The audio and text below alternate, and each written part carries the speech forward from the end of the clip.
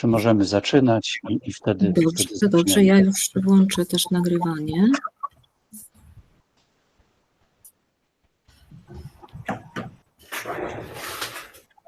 Już jest włączone nagrywanie, w takim razie ja już też się wygaszam i oddaję do Państwa dyspozycji. Bardzo, bardzo dziękuję. No to dzień dobry, witam wszystkich. Zaczynamy. Tytułem wstępu chciałbym powiedzieć o trzech kwestiach. Po pierwsze, idea biografii literaturoznawstwa ma u swoich podstaw poczucie, o którym pisaliśmy w anonsie seminarium i zarazem całego cyklu, a pisaliśmy tam tak: literaturoznawstwo to nie tylko dyscyplina naukowa, którą można opisać i sparametryzować. Jest również ruchem poznającej myśli, twórczej wyobraźni konkretnych osób. Jest ich realną obecnością. Ta trwająca obecność, zwłaszcza obecność tych, którzy już odeszli, domaga się naszej pamięci.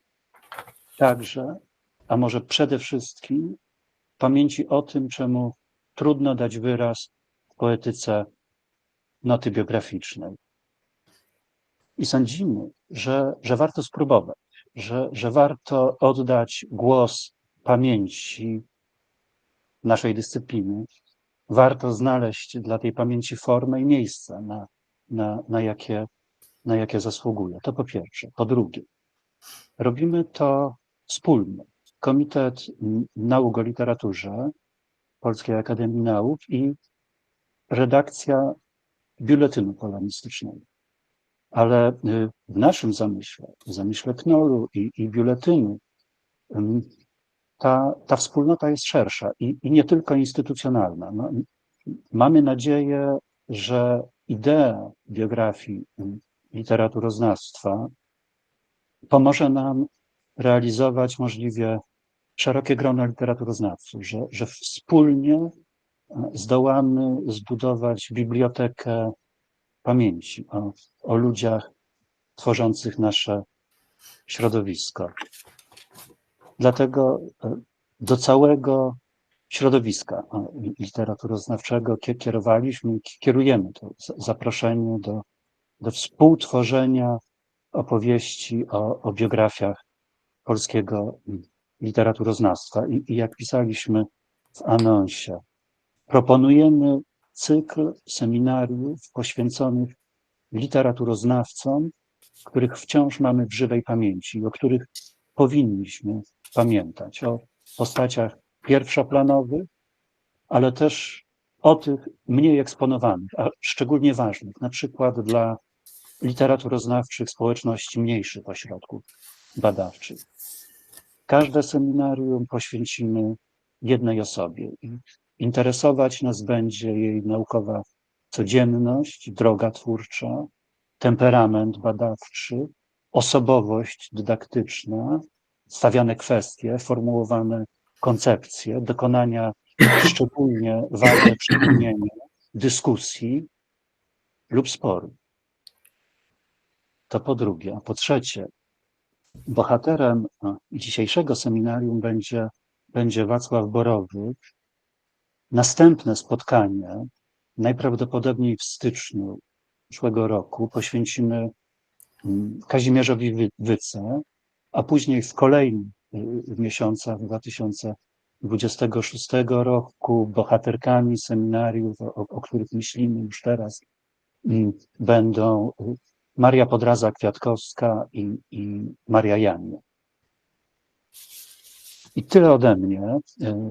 Oddaję głos profesorowi Andrzejowi Tyszczykowi, który zgodził się moderować dzisiejszą rozmowę i przedstawi rozmówców. Jedna uwaga techniczna. Proponuję, żeby na wizji były te osoby, które programowo są uczestnikami tego seminarium, a później będziemy się pokazywali, jeśli będziemy brali udział dyskusji, czy w tej części otwartej seminarium. Andrzeju, bardzo proszę.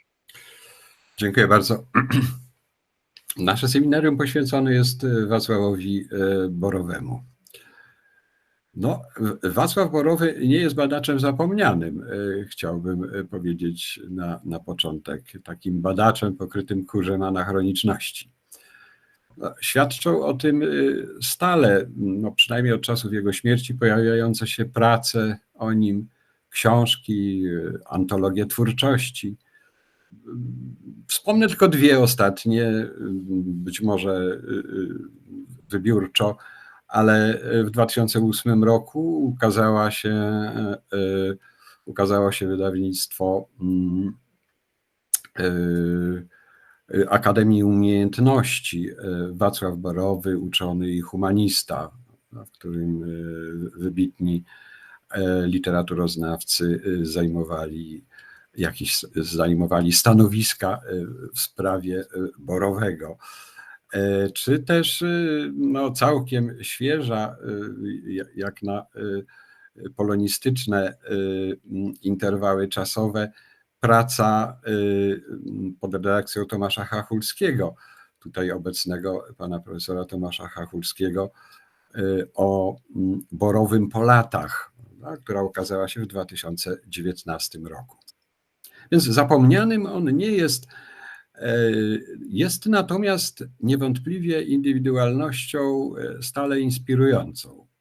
Można powiedzieć stale niedoczytaną, ujawniającą wciąż nowe, czasem zaskakujące oblicza. Skryte nie tylko w jego opublikowanych tekstach, ale i na marginesach książek z jego biblioteki i pozostawionych archiwach. Jeśli można tak powiedzieć, jego akcje stale rosną. Dzisiejsze seminarium jest właśnie poświęcone takim właśnie różnego typu inspiracjom dla dzisiejszej nauki o literaturze. Nowym obliczom warszawskiego uczonego, by tak powiedzieć, historyka literatury, krytyka literackiego, tłumacza, bibliotekarza i archiwisty. No, w gruncie rzeczy nie ustają próby zdefiniowania fenomenu tej osobowości naukowej. Z jednej strony krytyka na katedrze, jak go nazywali w dwudziestoleciu międzywojennym, a z drugiej strony, tak jak to sformułowała profesor Stefanowska, historyka literatury, którą uprawiał jako krytykę. Tym właśnie jakby nowym troszkę ujęciom i nowym interpretacjom poświęcone jest nasze seminarium. Przedstawię teraz Państwu program tego seminarium, czyli porządek wystąpień.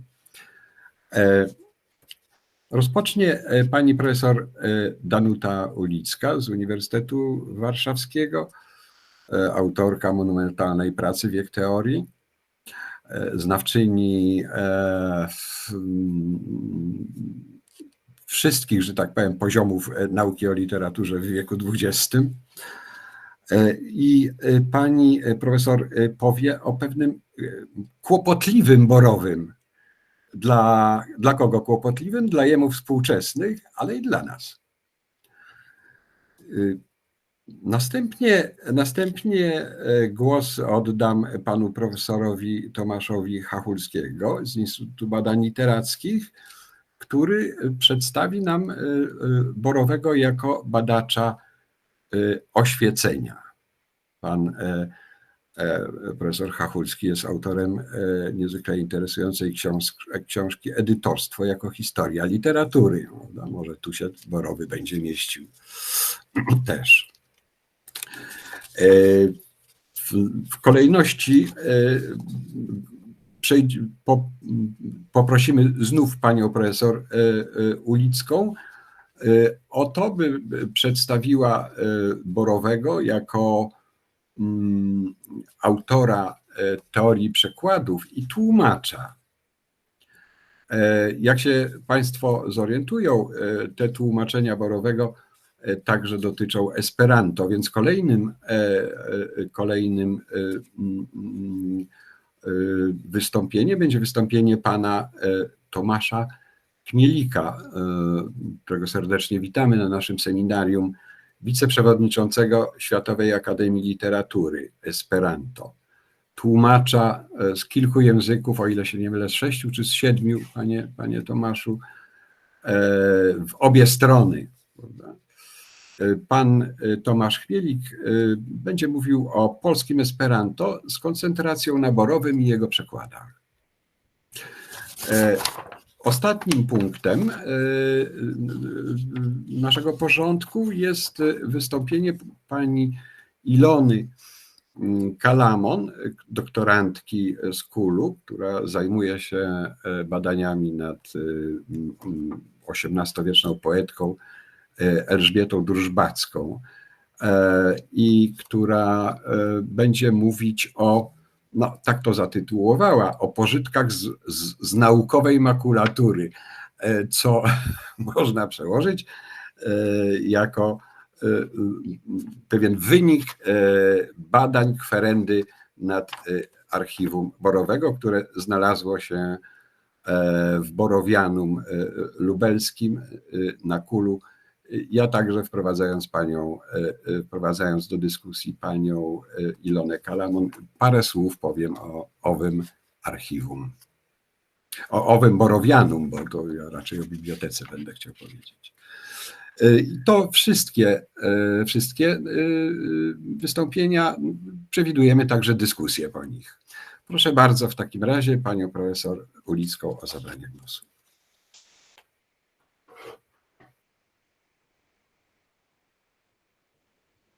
Mikrofon. Przepraszam, już się poprawiłam. Już jest dobrze. To zacznę jeszcze raz.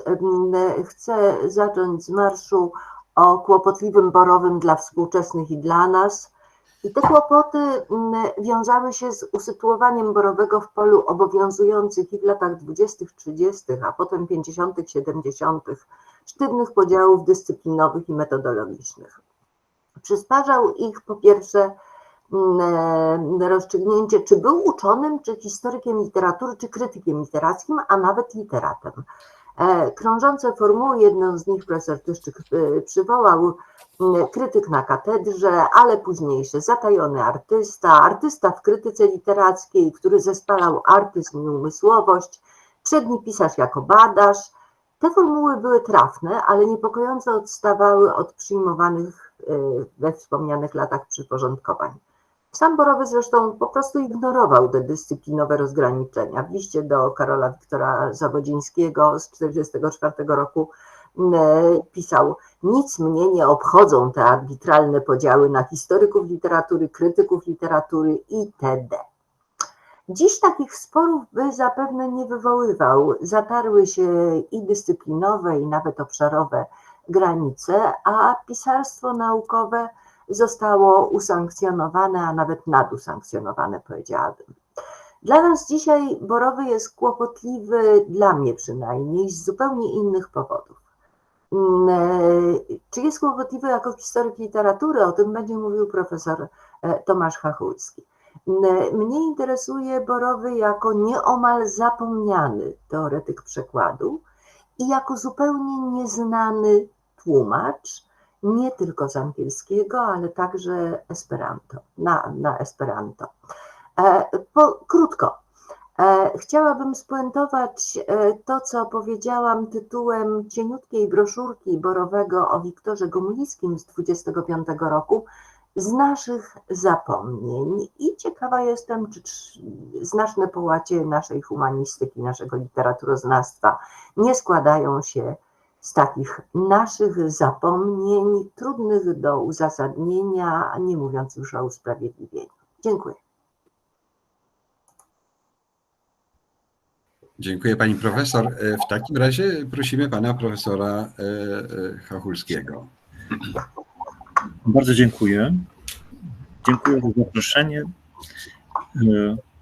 wytłumaczę się, dlaczego chciałem je przyjąć. Znaczy, dlaczego je przyjąłem, przepraszam. Dlaczego je przyjąłem, a mianowicie mam ciągle w pamięci szafy Borowianum, koło których siedzimy przez 5 lat ze studentami Filologii Polskiej Katolickiego Uniwersytetu Lubelskiego, a one stoją po prawej stronie wobec siedzących i patrzą grzbietami, a profesor Zgorzelski tłumaczy nam, dlaczego one tam stoją. To było dość dawno temu. Wiem, że one stoją nadal, tylko już w innych miejscach, ale no to wszystkim zapadało w pamięć. 2 sprostowania, jeśli można.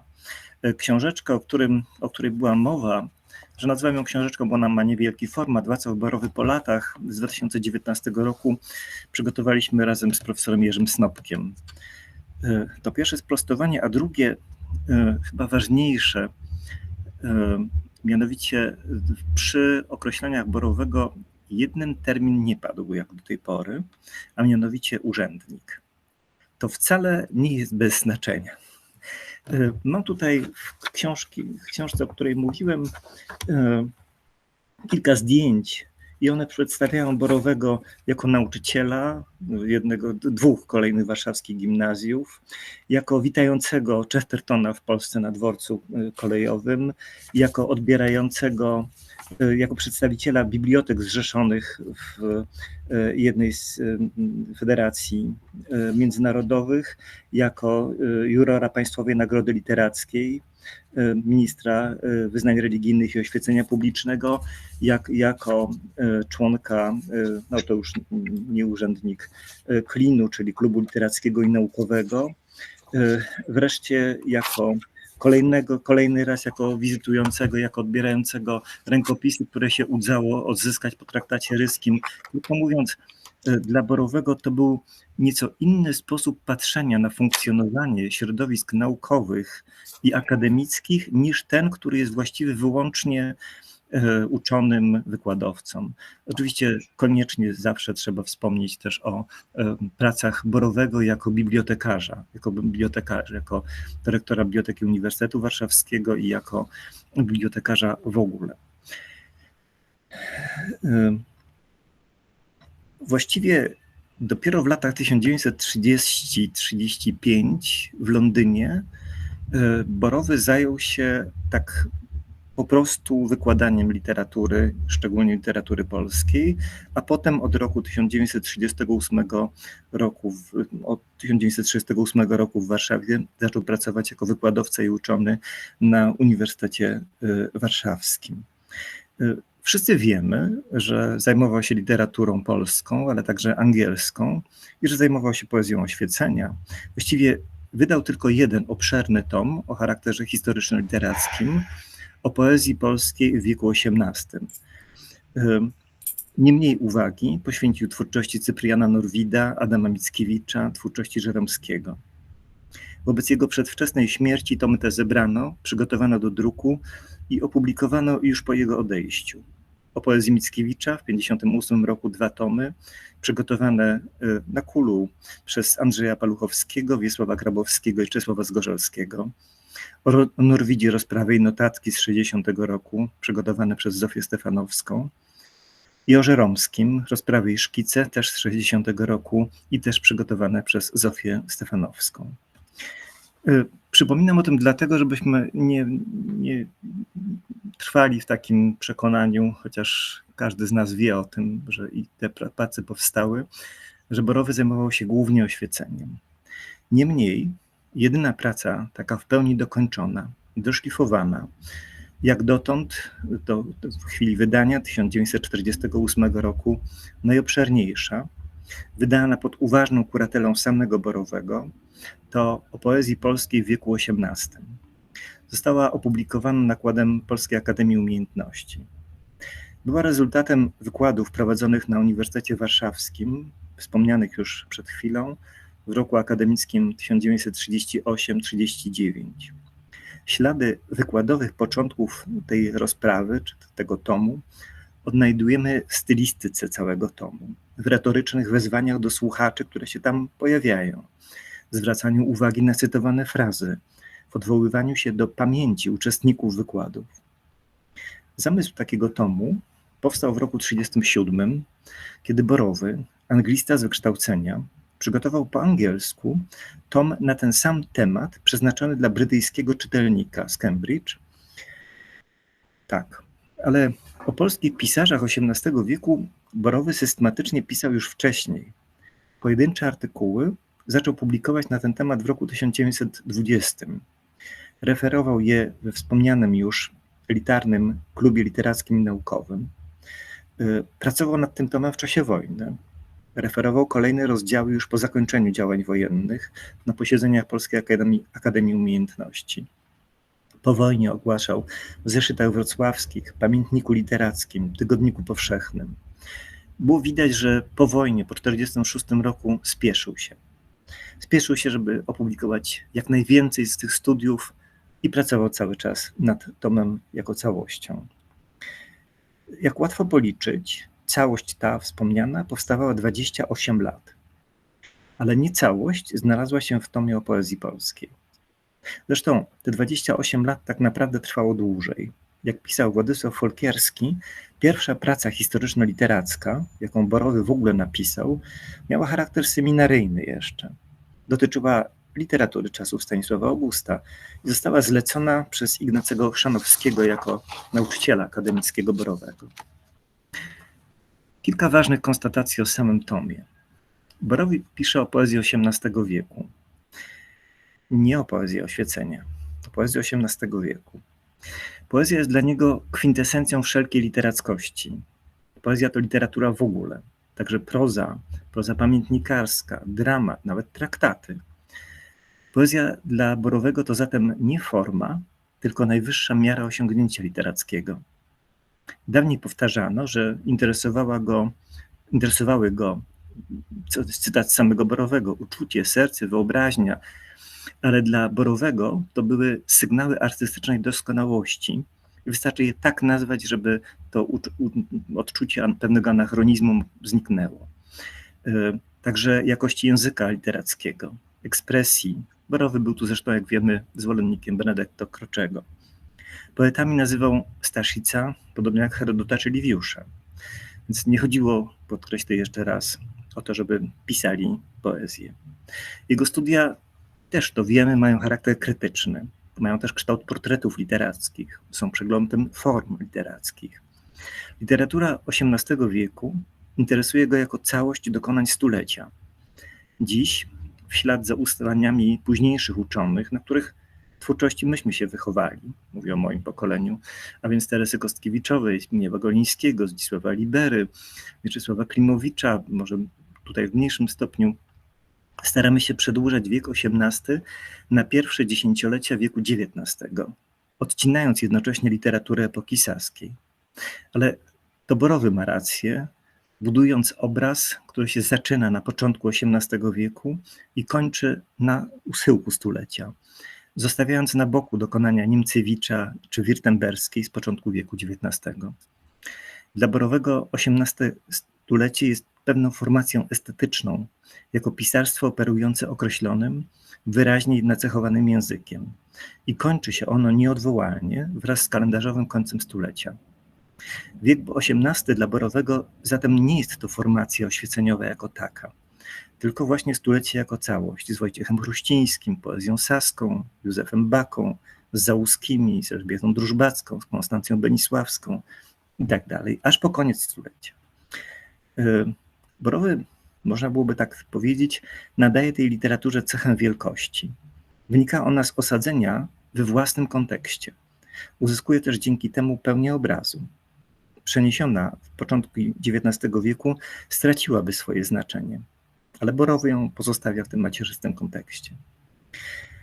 Z właściwego nam pooświeceniowego spojrzenia na poezję Konfederacji Barskiej wydobywa nie fanatyzm czy przejawy ksenofobii, bo to takie skrajne sytuacje, tylko sytuując te utwory w ich macierzystym kontekście, przekazuje przejawy odchodzącego w przeszłość duchowego świata wcześniejszej kultury szlacheckiej.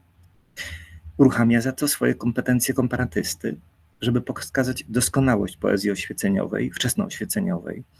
Pojawiają się liczne zestawienia z pisarzami kręgu francuskiego, angielskiego, hiszpańskiego. Borowy zbudował model syntezy o innym charakterze niż ten, do którego jesteśmy przyzwyczajeni. O czym pisał expressis verbis we wstępie do poezji, o poezji polskiej w wieku XVIII. Przed naszym dzisiejszym seminarium rozmawialiśmy w gronie zwolenników Borowego o jego oświeceniu. Można byłoby zapytać, co Borowego, uważnego czytelnika Mickiewicza, Norwida, Żeromskiego, ale także Szekspira, o którym sporo pisał, Shelley'a, Konrada, bardzo wiele tekstów, Eliota, pociągało w tej tak na pozór mało poetyckiej i mało literackiej epoce. Którego z pisarzy XVIII wieku można swobodnie zestawić z Mickiewiczem czy Norwidem? Co go pociągało, historyka literatury, o zacięciu krytyka literackiego, w oświeceniu? Uniwersalizm, racjonalność. Zasadniczo zajął się XVIII wiekiem po powrocie z Wielkiej Brytanii.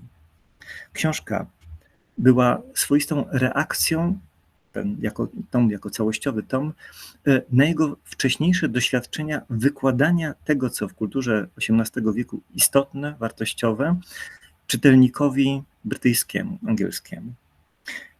Odzwierciedla artystyczną wartość literatury tego czasu. Borowy nigdy nie pozwalał sobie na historyczne zestawienia. Bardzo przestrzegał takiej swoistej dyscypliny. To, co znalazł, pozostaje wartościowe dla badaczy oświecenia zawsze wówczas, kiedy musimy oderwać się od takiej prezentacji historyczno-literackiej, pokazującej całość obrazu, ale kiedy jesteśmy zmuszeni do przedstawienia, co tak naprawdę było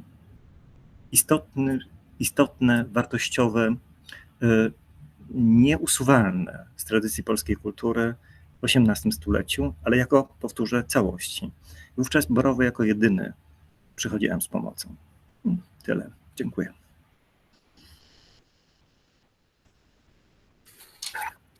Bardzo dziękuję profesorowi Chachulskiemu i wracamy do pani profesor Ulickiej i przenosimy się w tematykę teorii przekładu.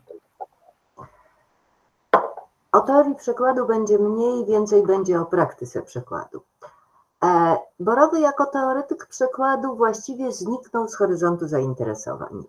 Jeszcze funkcjonował w antologii Michała Rusinka o sztuce tłumaczenia, tam znalazła się rozprawa poświęcona zresztą oświeceniowemu angielskiemu teoretykowi przekładoznawstwa, Tytlerowi. Jeszcze w pierwszym wydaniu antologii Balcerzana Pisarze polscy o sztuce przekładu znalazła się rozprawa przednia z 22 roku, bo i jako tłumacz, ale w wydaniu najnowszym tejże antologii Balcerzana już jej nie ma. A przecież studia translatoryczne Borowego nie sprowadzają się do tych dwóch rozpraw. Warto podkreślić, że nawet wtedy, gdy pisał o swoich mistrzach, o Chlebowskim, o Porębowiczu, i tytułował te rozprawy o nich jako o historykach literatury, podkreślał przede wszystkim ich zasługi translatoryczne, mocno puentując: przekłady tęgich rzeczy obcych dostarczają soków ożywczych oryginalnej, rodzimej literaturze. W gruncie rzeczy, odważę się powiedzieć, znaczne partie rozprawy o wpływach i zależnościach w literaturze pod tym notorycznie mylącym tytule z 21 roku poświęcone są właśnie sztuce przekładu, choć termin przekład pada tam tylko raz. Borowy pisze częściej o transpozycji lub reminiscencji, ale fenomenalnie śledzi długie serie przekładowe, jakby powiedział Balcerzan, w ich wzajemnych powiązaniach intertekstualnych. Nie miejsce tu i nie czas na rozwijanie Borowego teorii przekładu. Myślę, że lepiej skupić się na jego własnych tłumaczeniach. Po pierwsze, tłumaczeniach z angielskiego, które zamieszczał w swoich studiach, monografiach takich pisarzy jak Eliot i Chesterton. Zamieszczał oryginał i zamieszczał własny przekład. Angliści podkreślają kunszt tych tłumaczeń. Ja dorzucę kunszt przejawiający się w samych tłumaczeniach ich tytułów. No bądź co bądź Ziemia Jałowa to jest wynalazek Borowego i trudno sobie wyobrazić tego Eliota pod innym tytułem dzisiaj. Druga sfera działalności translacyjnej Borowego to przekłady na Esperanto. To zupełnie nawet niezapomniany, ale nieznany obszar aktywności Borowego, ukryty w jego archiwum, o czym będzie mówiła pani Ilona Kalamon, do dziś nawet nieskatalogowany. Zbiór tłumaczeń na Esperanto, który powstał w latach 905-907. Dużo to ich nie ma, wymienię całe 8. Norwida, Niebo i Ziemia z cyklu Wademekum, wiersz Puszkina Nocno i Zefir, oktawa z pieśni 5 Beniowskiego, zaczynająca się od słów chodzi mi o to, jakby język giętki i tak dalej, wszyscy wiemy.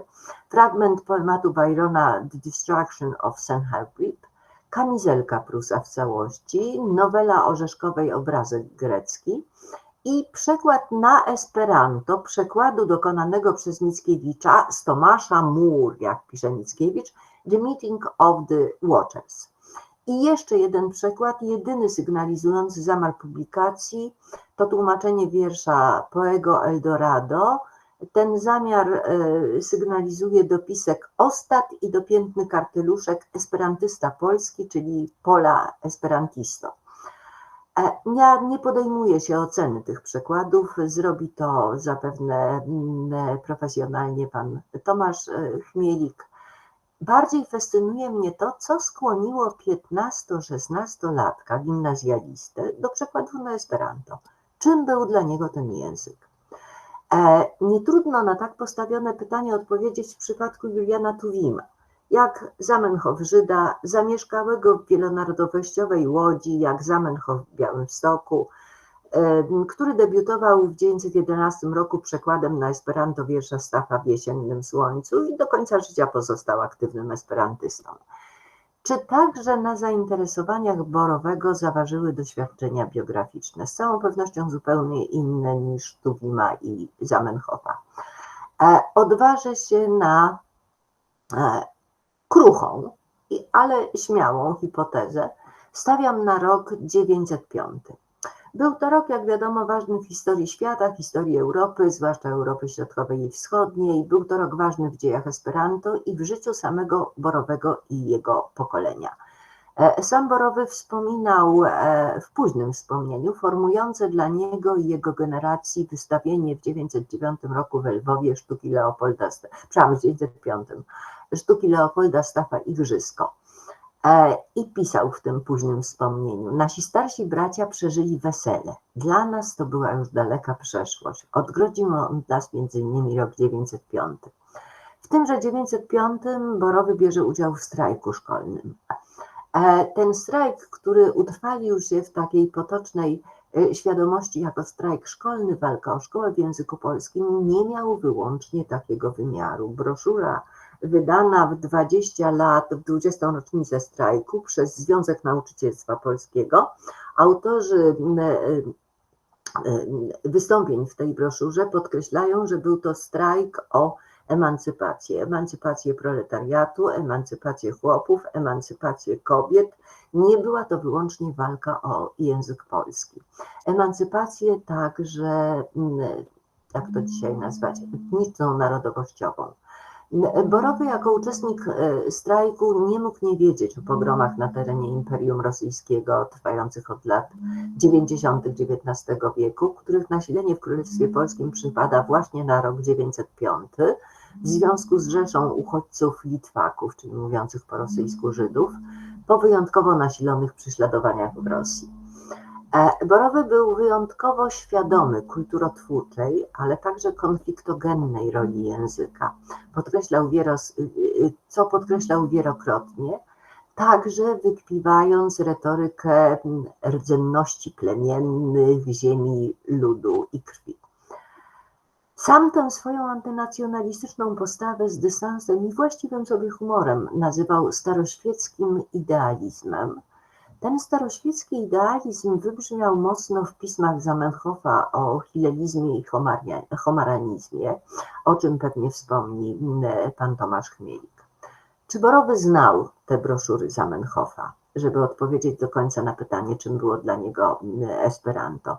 Był zachłannym, wszystkożernym czytelnikiem. Ale nawet jeśli ich nie znał, to jemu znawcy oświecenia ideały Zamenhofa wpisane w Esperanto i w te dwie broszury musiały być bardzo bliskie. Szło w tych broszurach o przełamanie bariery odrębności lingwistycznych prowadzących do nacjonalistycznych fanatyzmów. Szło o przełamanie, którego Esperanto miało być narzędziem, jako język neutralny, bez historii, nieobciążony wpisanymi w każdy język perspektywami świata i podziałami na swoich i obcych.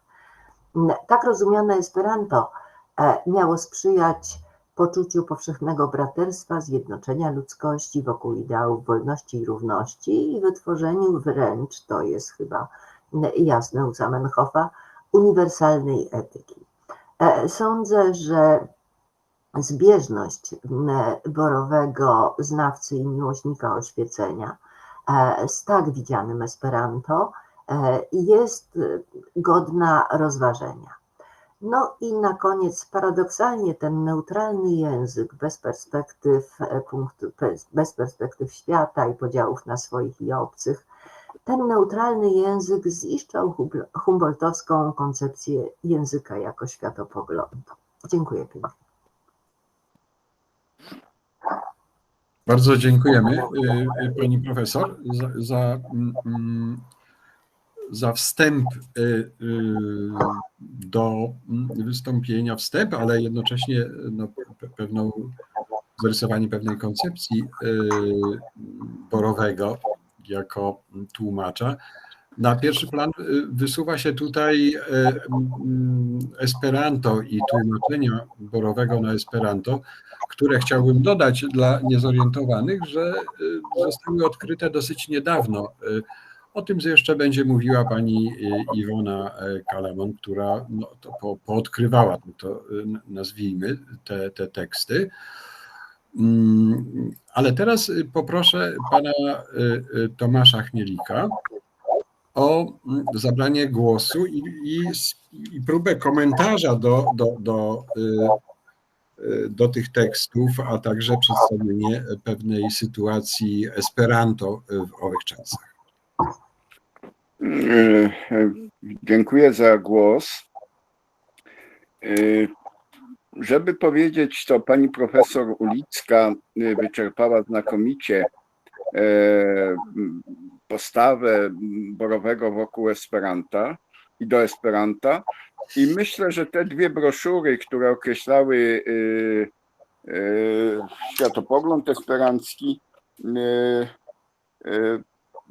były znane Borowemu, ponieważ w tym czasie okazywało się bardzo mało.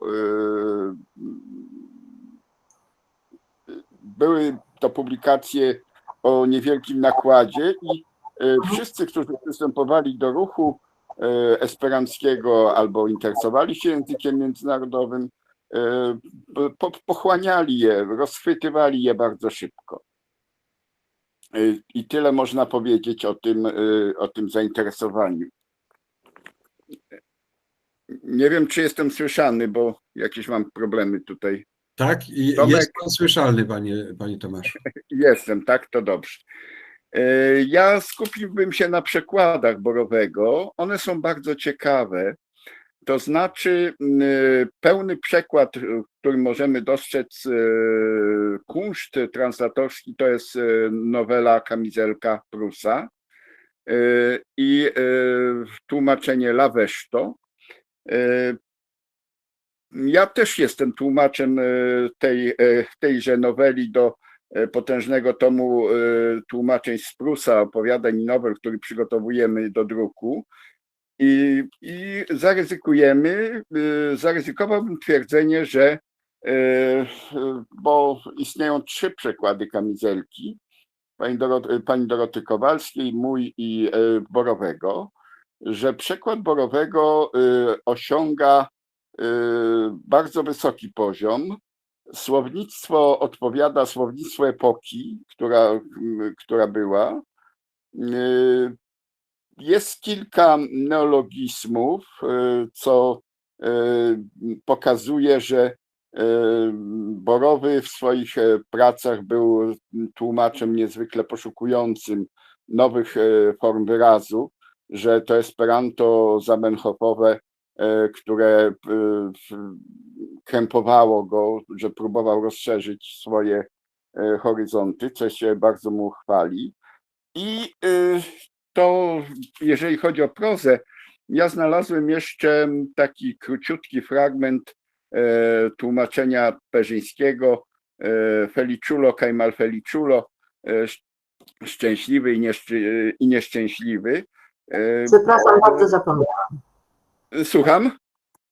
Przepraszam, najmocniej zapomniałam o tym perzyńskim, którego on tłumaczył chyba. Nie, ale ten perzyński był tłumaczony dosyć obficie, szczególnie jego humoreski, jego krótkie rzeczy. Natomiast nie był tłumaczony ze względu na sztuki teatralne. No, to też by wynikało z tendencji, że Esperanto w tym czasie nie miało, jeżeli chodzi o teatr, nie miało takich szerokich możliwości zaprezentowania, nie istniały zespoły teatralne, profesjonalni aktorzy, a więc wybierano prozę. Ja bym zwrócił uwagę na przekłady naszych romantyków, czyli Norwida z Vademekum. Jest to unikalny, chyba jedyny przekład Norwida, później się ukazał Prometidion, ale to było w latach 80. ubiegłego wieku i przekład Borowego jest drugim przekładem Norwida, pierwszym właściwie chronologicznie, ale jednym z dwóch przekładów Norwida, Cielo, Kaitero, Ziemia i niebo z Vademekum.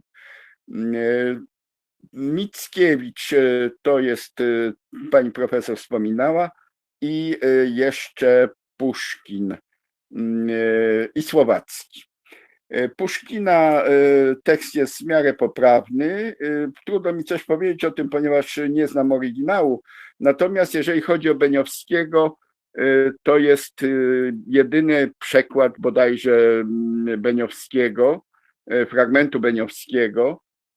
Nigdy nie wracaliśmy do tych przekładów, mimo że w ostatnim czasie pani Lidia Ligenza z Krakowa przekładała i Balladynę, i Kordiana, to jednak tom z poezjami Słowackiego jest w przygotowaniu i mam nadzieję, że ten maleńki fragment wejdzie do tego tomu. Jeżeli chodzi o przekłady obcych pisarzy, to mamy tutaj Eldorado Elana Poe i no, Puszkin, który wspominałem. Jest jeszcze ten obrazek Orzeszkowej, bardzo zgrabny, bardzo sympatycznie przełożony.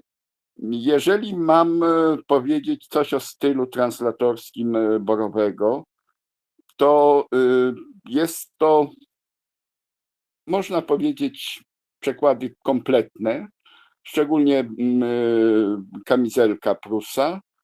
I ja bym się, no tam wymaga to oczywiście odpowiednich tam maleńkich redakcyjnych prac, ale wydaje mi się, że są to przekłady gotowe do opublikowania, co znaczy, co świadczy o wartości tych przekładów mimo takiego upływu czasu, ponieważ jest to rok zeszyty 906-907, on zaczął w 905 już tłumaczyć. I mi się wydaje, że dobry przekład broni się sam i przekłady Borowego bronią się same swoim wysokim poziomem. I ja bym widział, że gdyby Borowy poszedł dalej w swoich przekładach, bo sobie tak pomyślałem przez chwilę, co by było, gdyby został przy tych przekładach. Wydaje mi się, że poszedłby drogą, którą później wybrał Kaloczaj w latach 20. Odnowienia Esperanta, poszedł drogą wprowadzania neologizmów, żeby język stał się giętki i wyraził to, co pomyśli głowa. I myślę, że Borowy poszedłby w tym kierunku, ponieważ był niespokojnym duchem tych przekładów i to klasyczne Esperanto zamenhofowe jego jakby ograniczało troszeczkę. On widział, że istnieją nowe przestrzenie, które potrzebują nowych środków wyrazu i to się przejawiało w jego przekładach. Ja jestem pełen podziwu i dla mnie jest to odkrycie niesamowite, kiedy się pani profesor Ulicka do mnie zwróciła z prośbą, żeby zabrać głos w tej sprawie. Odkryłem naprawdę coś nowego co świadczy, że te pudła z archiwaliami naszych wielkich badaczy literatury, czy poetów, czy ludzi, ogólnie ludzi kultury, ludzi życia społecznego, stanowią jeszcze pełne, możemy znaleźć bardzo dużo niespodzianek, ukrytych i ciekawych dla nas jako czytelników. Pani profesor wspominała, dlaczego Borowy wybrał Esperanto. To jest pytanie ciekawe. Myślę, że pani profesor Ulicka wyczerpała wszystkie powody, które przyciągały młodych ludzi. Przecież Esperanto znał Tuwim, który, no, Tuwim może bardziej poprzez swoją żydowskość trafił do Esperanta. Ale Borowy, kto wie, czy tutaj koncepcja pani profesor Ulickiej, a właściwie taka perspektywa, że ten rok 1905 był rokiem bardzo ważnym, ponieważ Rosja po przegranej wojnie japońsko-rosyjskiej przyszedł rok 1905, który się przejawił tym buntem społecznym, który wybuchł w Łodzi, a później fala pogromowa, która się rozeszła po całym Królestwie Polskim. Oczywiście Żydzi białostoccy ucierpieli, ponieważ w 1906 roku na ulicach Białegostoku doszło do pogromu i Zamenhof na kongresie w Genewie w 1907 roku mówił o tym. Jest to, jak Państwu wiadomo, pierwszy kongres esperantystów odbył się w 1905 roku w Boulogne-sur-Mer we Francji.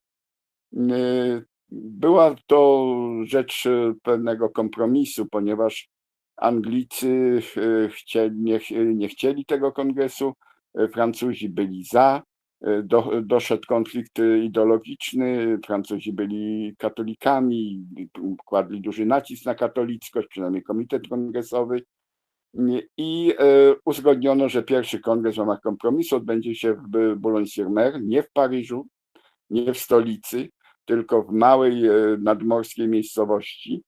Drugi kongres odbył się w Cambridge, też nie w Londynie, nie w stolicy.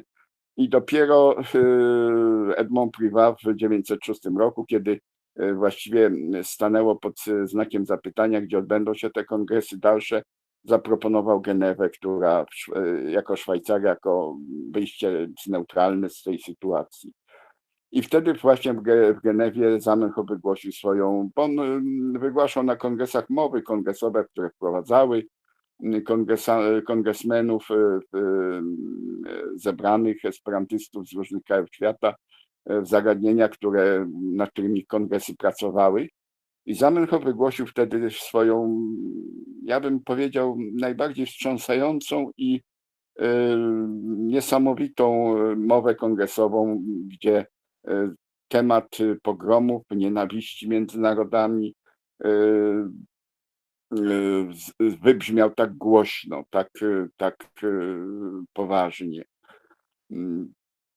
To bym tyle powiedział. Także myślę, że Borowy odczuwał to też, te pogromy, tą sytuację, a te zainteresowania, być może, które później on w swoich pracach przedstawiał, oświeceniowe ideały, znalazły w esperantyzmie jakieś miejsce. Zamenhof wydał te dwie broszury, Hilelizm i Homaranizm. On nie tyle dążył do stworzenia religii nowej, przez co był nierozumiany i atakowany przez katolików, głównie Francuzów, lecz ja bym się tu zgodził z profesorą Ulicką, że chodziło o nową etykę, nową moralność, nowy sposób postępowania między nie tylko ludźmi, ale między narodami. I to jest ciekawe. On jako pierwszy podniósł ten problem. Do tego nigdy nie wrócono. No, ja myślę, że na przeszkodzie cały czas stała jego żydowskość Zamenhofa. On hilelizm nawiązywał do tradycji biblijnej i tak dalej, do proroka Hilela. I on później przeszedł tą drogę ewolucyjną do homaranizmu jako słowo neutralne, homaro ludzkość, homo człowiek, homarano zwolennik homaranizmu, homaranismo.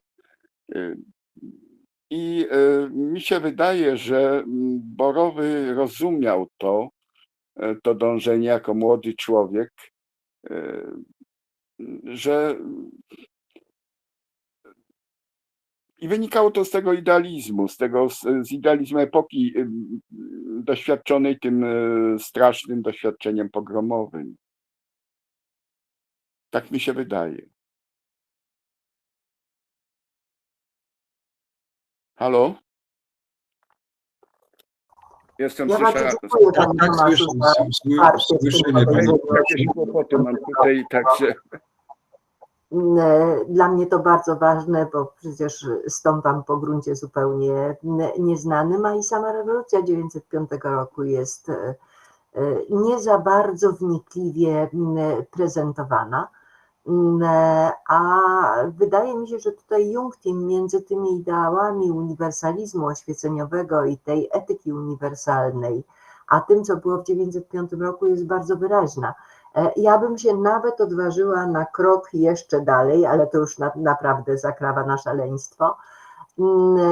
Mianowicie internacjonalizm w 905 roku PPS-u przeciwko przechwyceniu tej rewolucji przez narodową demokrację.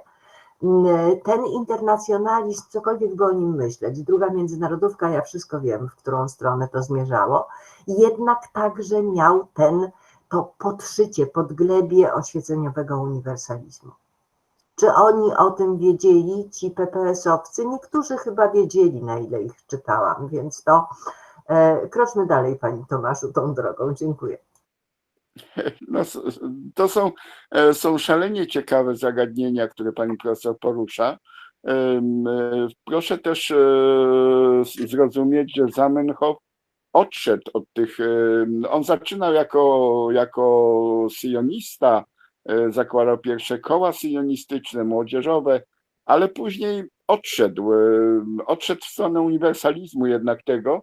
Jednak w pierwszym kongresie syjonistycznym w 1897 roku w Bazylei, który powołano pod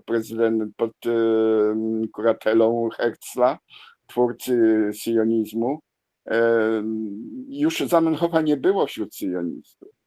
On już myślał o swoim hilelizmie, homaranizmie i później on został oczywiście za to był atakowany przez esperantystów samych, katolików, którzy nie rozumieli jego postawy. No tutaj tą płachtą na byka przykładowo okazało się żydowskość Zamenhofa. Był atakowany przez samych esperantystów, czyli przez tych katolików głównie, i Zamenhof nie znalazł poparcia w środowiskach żydowskich. On nawiązywał kontakty, uczestniczył, był taki Nahum Sokołow, gdzie były tak zwane słynne obiady u niego, spotkania, gdzie spotykali się intelektualiści. Na jedno z tych spotkań zaproszono Zamenhofa. On wygłosił swoje poglądy, przedstawił. Nie wzbudziło one żadnego zainteresowania. I polscy esperantyści atakowali jeszcze dodatkowo, była kampania to już później, czasowo w latach 910-911 pod kampania Niemojowskiego, gdzie polscy esperantyści atakowali żydowskość Zamenhofa.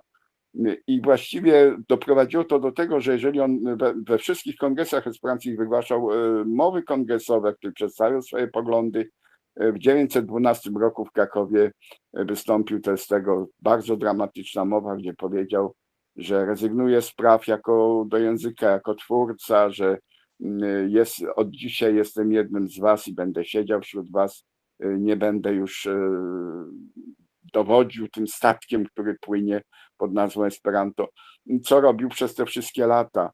No i to jest jakby jego dramat, ja bym powiedział. On się już nie podniósł z tego.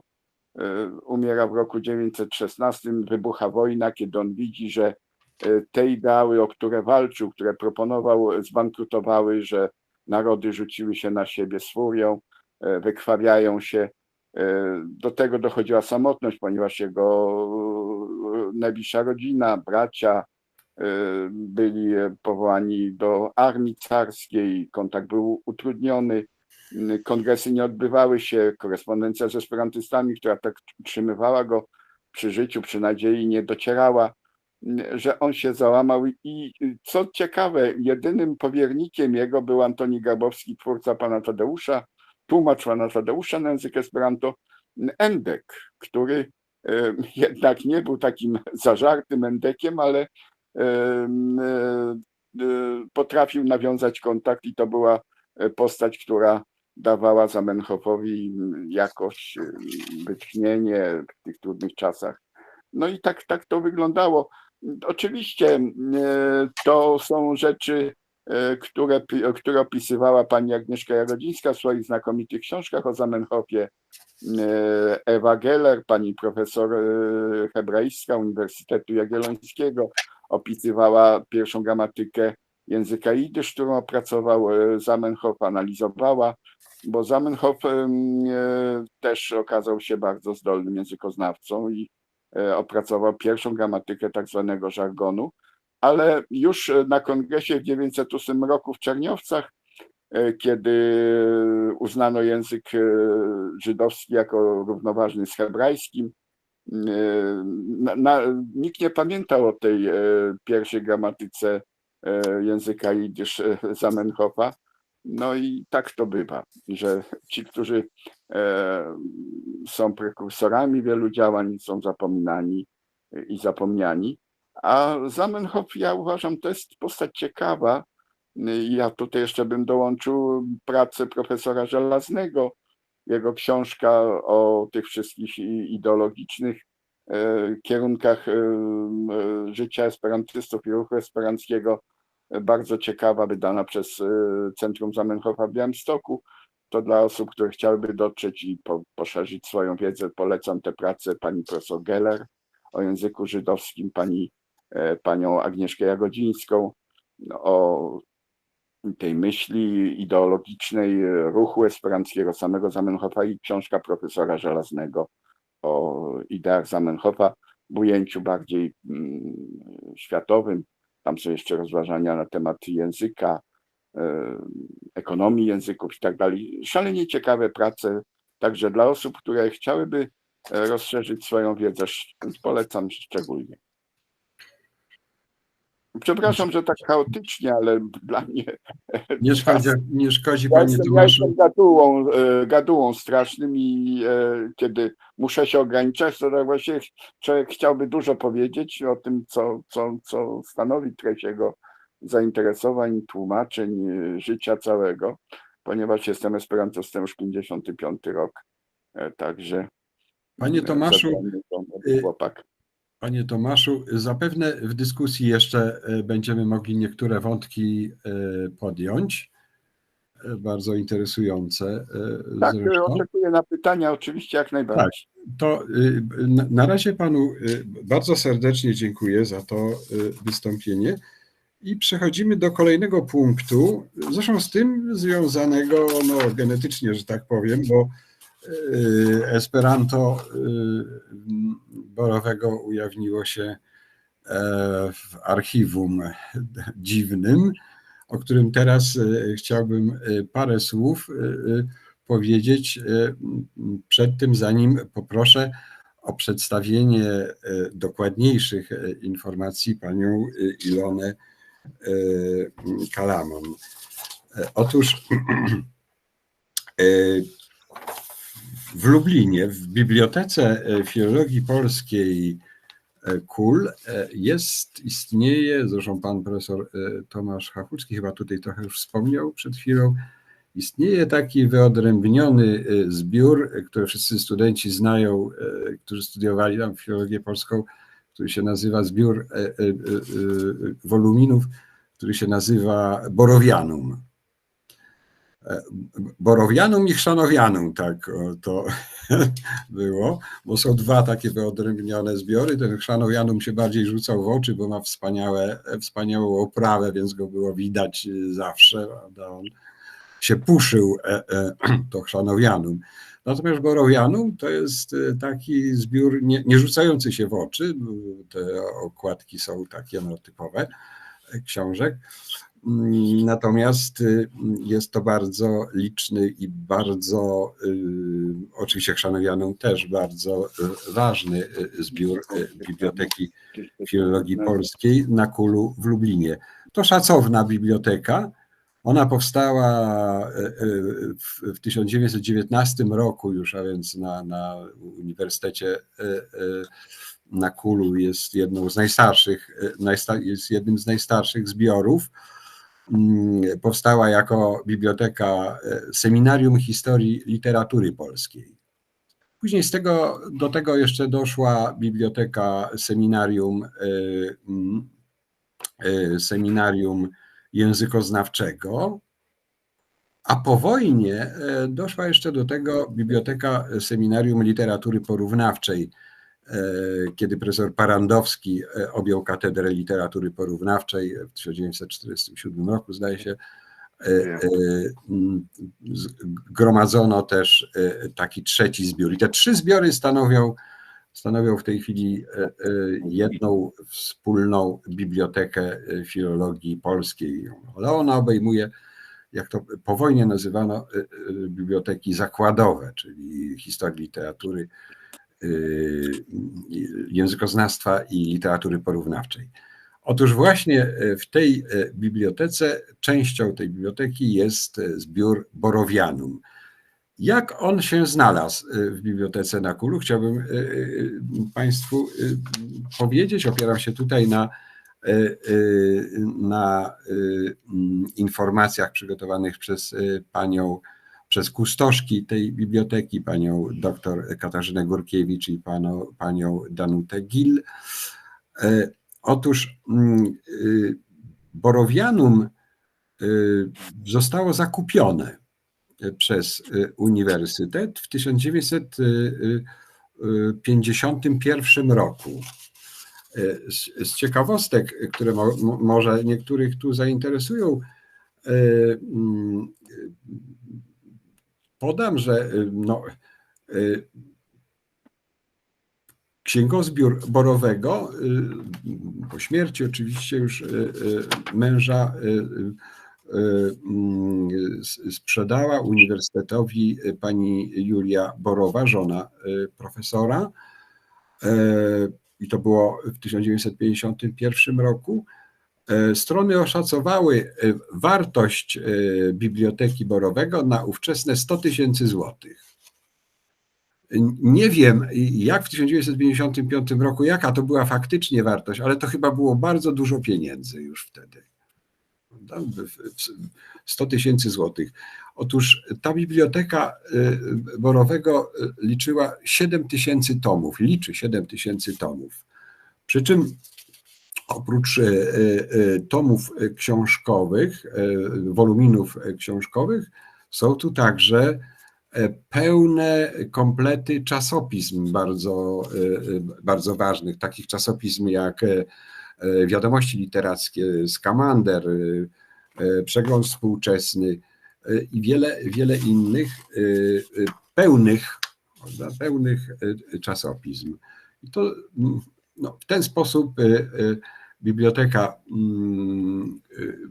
profesora Borowego stała się częścią Biblioteki KUL. To jest bardzo ciekawa biblioteka, bo książki, które tam są, one są pełne zapisów różnego rodzaju na marginesach. Wymagałoby to osobnych studiów i są to czasami niezwykle interesujące zapisy i komentarze do lektur profesora. W roku 2015, mówię teraz już nie o bibliotece, ale o czymś, co właśnie można byłoby nazwać archiwum. W roku 2015 otrzymaliśmy telefon od profesora Zdzisława Najdera z informacją, że chce przekazać Bibliotece Polonistycznej pudło z notatkami Wacława Borowego i prosi o odebranie tego pudła z Warszawy, z domu profesora. I no, faktycznie pudło to zostało odebrane przez panów profesorów obecnie, Ireneusza Piekarskiego i Wiesława Pawlaka, którzy tutaj chyba są z nami obecni, i przywiezione do Lublina i włączone do Borowianu. To jest jeden fakt, czyli oprócz książek i czasopism uzyskaliśmy, Borowianum wzbogaciło się o archiwalne pudło. W roku 2021, a więc w roku śmierci Zdzisława Najdera, w bibliotece została złożona jeszcze jedna archiwalna paczka, a mianowicie taka mająca postać tekturowej koperty, która zawierała wyłącznie korespondencję Borowego. Nie potrafię powiedzieć, być może ktoś wie, ale ja nie potrafię powiedzieć, w jaki sposób została przekazana. Czy to było przekazane? Najprawdopodobniej przez rodzinę profesora Najdera. Otóż chciałbym teraz zapowiedzieć kolejny punkt naszego seminarium.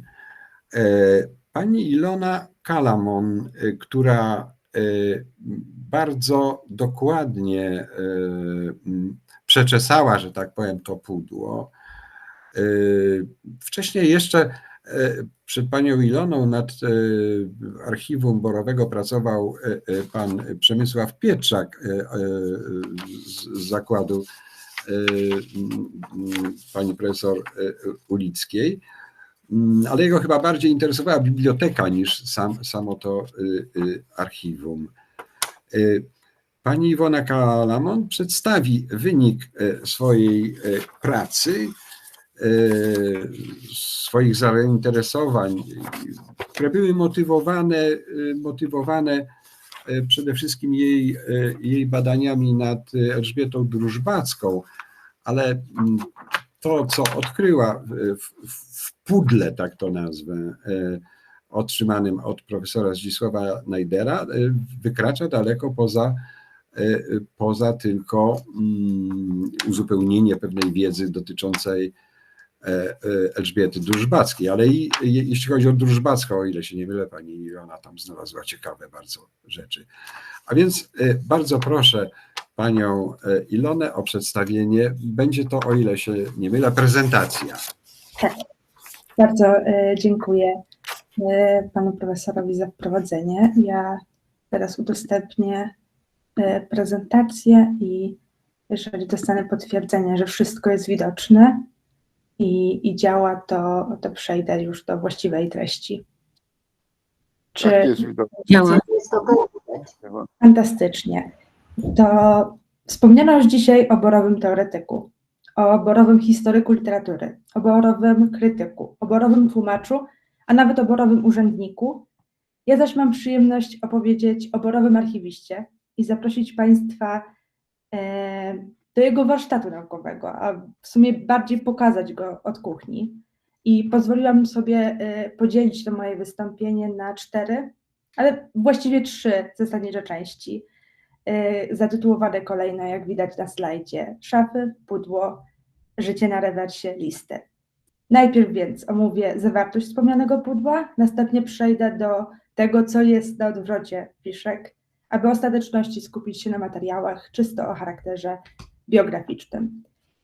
I tutaj też jako uzupełnienie do słów profesora Tyszczyka, ale i do wspomnienia profesora Chachulskiego, KUL wraz z księgozbiorem Borowego otrzymał szafy pana profesora Borowego, które stały wcześniej w mieszkaniu Borowych, a jeszcze przed remontem gmachu głównego były widoczne w czytelni Instytutu Filologii Polskiej KUL. Ale już przechodząc konkretnie do archiwum Borowego w Bibliotece Instytutu Filologii Polskiej, musimy sobie najpierw zdefiniować, co tak właściwie mamy na myśli, używając terminu archiwum. Bo nie są to stosy teczek i luźnych notatek poupychane w szufladach, tylko w sumie jeden i to bardzo konkretny przedmiot, pudło z fiszkami o wymiarach 32 cm na 13 na 19 z niedomykającą się pokrywą. Do tego mamy jeszcze tekturową kopertę wypełnioną listami. Oba te przedmioty, jak już zostało wspomniane, przekazał Bibliotece KUL profesor Zdzisław Najder.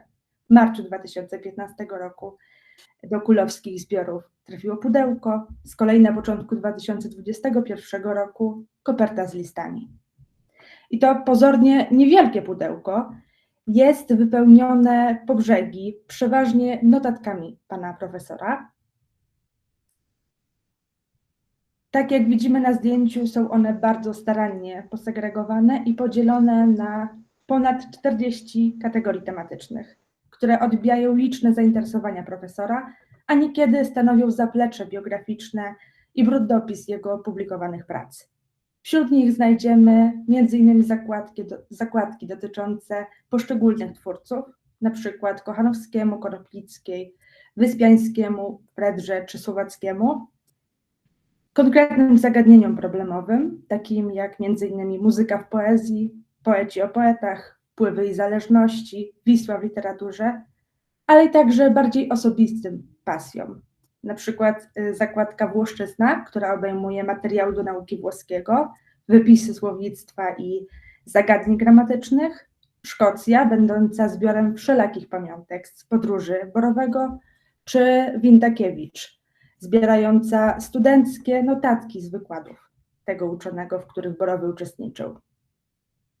Dokumenty zgromadzone w tym pudle obejmują całe życie Borowego, od wczesnej młodości, czyli wspomnianych już tłumaczeń na Esperanto z 1906 roku, do ostatnich lat pracy na Uniwersytecie Warszawskim w 1950 roku i spisane są w 7 językach: polskim, angielskim, niemieckim, francuskim, włoskim, esperanto i grece. Tym, co uderza obcującego z nimi po latach, jest aptekarski porządek wprowadzony przez Borowego i starannie przestrzegany przez kolejnych korzystających z pudła, jeśli takowi w ogóle byli. Notatki w obrębie danego zagadnienia tematycznego są trzymane w osobnych kopertach i mają nadaną paginację, tak jak widzimy tutaj na przykładzie Niemcewicza, czy dalej Esperanto. Niektóre z kopert opatrzone są nawet komentarzem do uwzględnienia później, jak na przykład zakładka poświęcona zapewne materiałom do monografii o poezji polskiej wieku XVIII.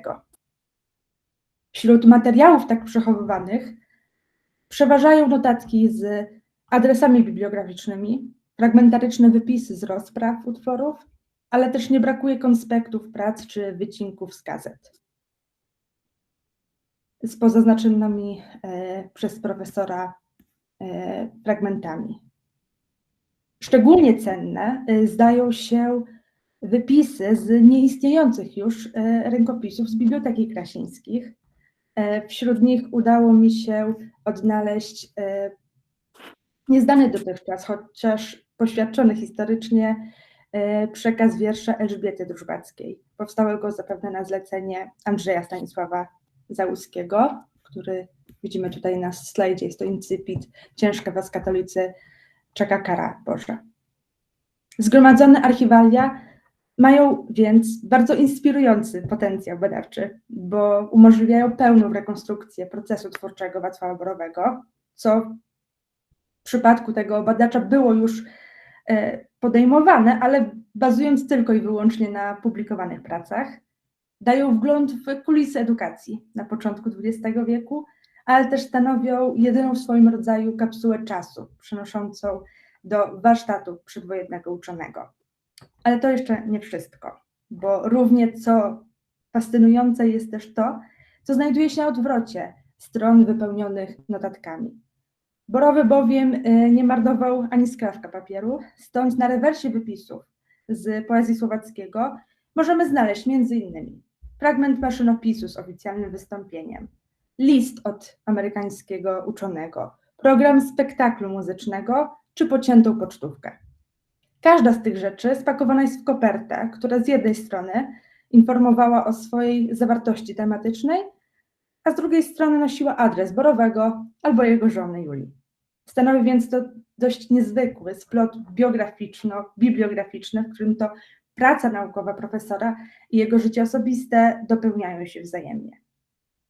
Ponadto, przeglądając pudło, masz się też czasem wrażenie, że obcuje się z bardzo interesującą galerią osobliwości. Borowy bowiem należał do typu ludzi, którzy w zależności od kontekstu określani są mianem kolekcjonerów albo zbieraczy.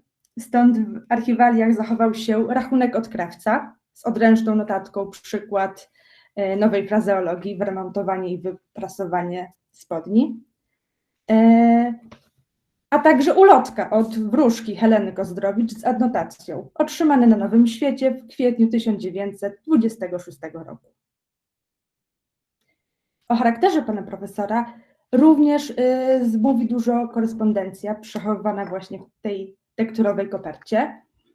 Adresatką prawie wszystkich listów była Janina Rutkowska-Klarotti, bibliotekarka, pracowniczka Biblioteki Uniwersyteckiej w Warszawie, która pod koniec lat 20. XX wieku wyemigrowała do Rzymu. Korespondencja ta rozpoczyna się w 1929 roku i z drobnymi przerwami trwa aż do śmierci Borowego w 1950. Większość listów pisana jest na odwrotach pocztówek, przedstawiających zazwyczaj dzieła sztuki, ale trafiają się też wielostronicowe wypowiedzi na zwykłym papierze. Najwięcej listów do Rutkowskiej pochodzi z czasu Borowego w Anglii, gdzie pracował jako wykładowca Katedry Literatury Polskiej School of Slavonic and East European Studies. W nich to profesor dzielił się swoim doświadczeniem Londynu, skarżył na angielską pogodę, wskazywał na trudności w łączeniu obowiązków zawodowych z ambicjami turystycznymi, polecał książki.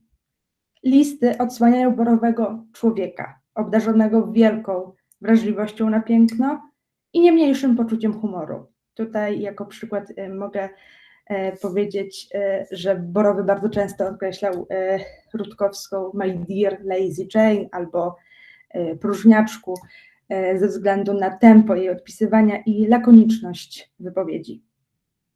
Interesująca jest też forma kolażowa niektórych listów. Borowy doklejał wycinki z gazet, czasem jako dodatek do treści, a czasem jako nierozerwalna część wywodu. Tutaj na przykład widzimy kolaż bardzo minimalistyczny z życzeniami świątecznymi od Borowego. I tutaj jeszcze na koniec chciałabym dodać, że pomiędzy listami do Rutkowskiej odnalazłam też list z 19 lutego 1949 roku adresowany do dziekana Wydziału Nauk Humanistycznych KUL, prawdopodobnie księdza profesora Józefa Pastuszki, w którym Borowy rekomenduje kandydaturę Czesława Zgorzelskiego do objęcia stanowiska w Katedrze Historii Literatury KUL.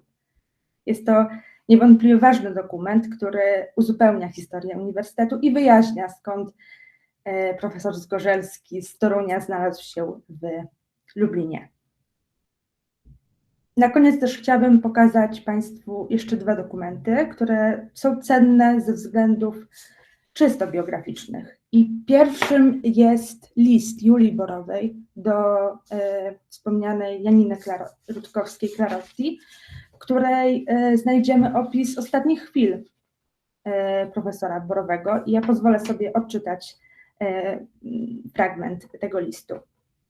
Pani Giovanno, dzięki za pamięć o tych ostatnich dniach, które poza Warszawą, Kielce, upłynęły spokojnie i prawie wesoło. Powrót zmusił do szarpaniny z natłokiem spraw gorzkich i ludzi niesłodkich, ale dzień ataku był całkiem pogodny. Wśród najbliższych mu sióstr ciotecznych, tutaj mam wątpliwość w odczytaniu, o godzinie 20 nastąpił atak, o 21 paraliż, o 11:20 zgon, w zupełnej nieprzytomności, ale z rozjaśniającym się obliczem, które piękniało z każdą godziną. A dziś trzeba mówić, dzięki Bogu, bo to i fizycznie, i moralnie rok 1950, 1951 był nie do przeżycia. Drugim z tych dokumentów jest rękopis wspomnienia oborowym autorstwa profesora Witolda Chwalewika, pierwotnie publikowany na łamach tygodnika Dziś i Jutro, a później przedrukowany w publikacji Wacław Borowy, uczony humanista, z skreśleniami i dopiskami Chwalewika. I tyle ode mnie, bardzo dziękuję. Bardzo dziękuję pani Ilono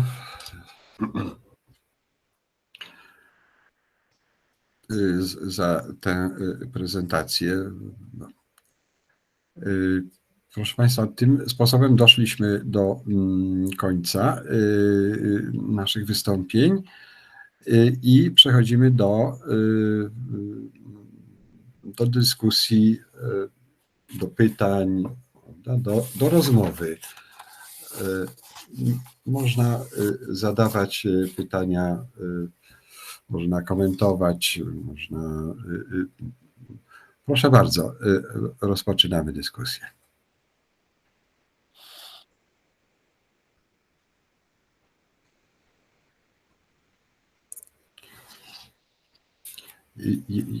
Jeśli nie ma, to ja pozwolę sobie sam zadać pytanie panu Tomaszowi Chmielikowi, takie dotyczące tłumaczeń jeszcze Borowego.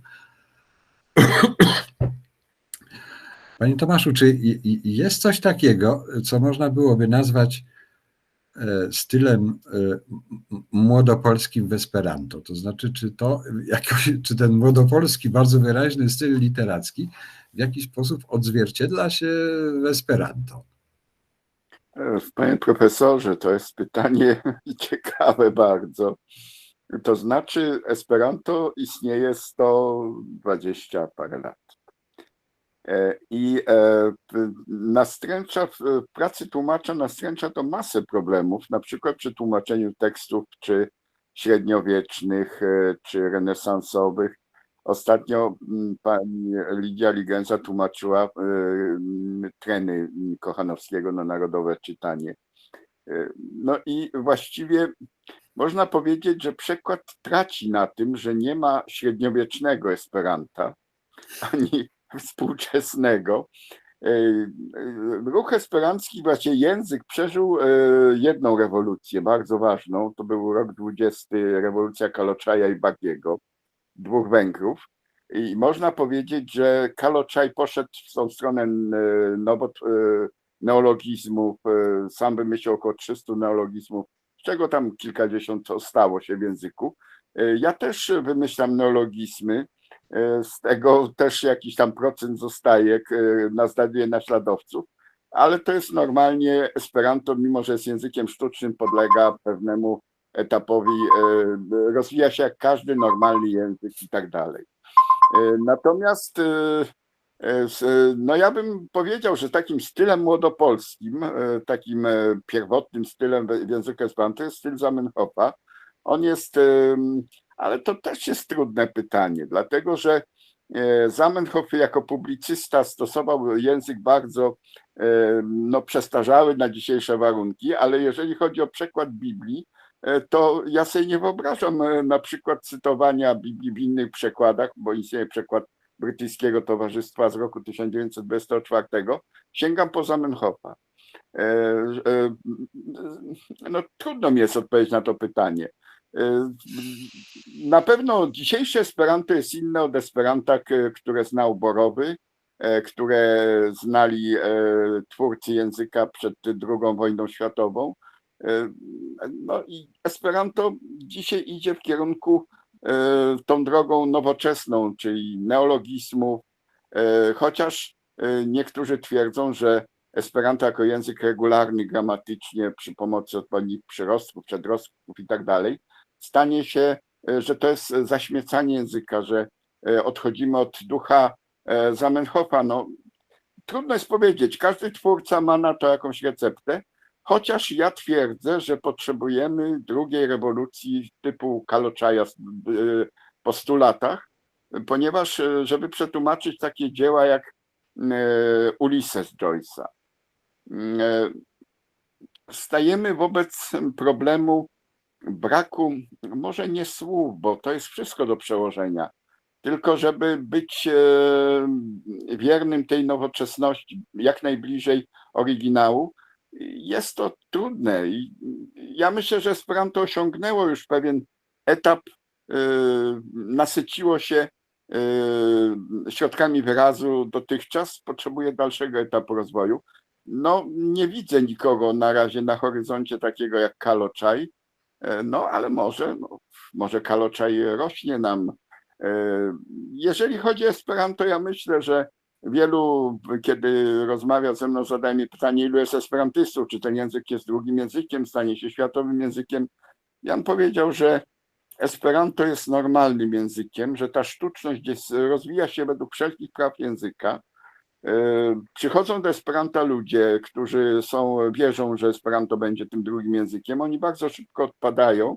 Ja na przykład należę do tych osób, które przyszły do Esperanta ze względów, ja bym powiedział, brzydkiego słowa, użyję ideologicznych, czyli blisko ideałów Zamenhofa, blisko homaranizmu. I ci ludzie zostają. Esperanto będzie, trzeba też zrozumieć jeden fenomen, że Esperanto we wszystkich wypadkach dziejowych, II wojna światowa, prześladowanie komunistów, stalinowskie represje, że Esperanto zawsze traciło, wykrwawiało się i stawało na nogi po II wojnie światowej, po I wojnie światowej i to, co osiągnęliśmy wysiłkiem setek, tysięcy ludzi, czy ruch wydawniczy, czy organizacja tego ruchu esperantystów, to robili wszystko ludzie z własnej kieszeni, bez wsparcia państwowego, to uważam, że jest to niesamowity fenomen. Czy Esperanto ma szansę?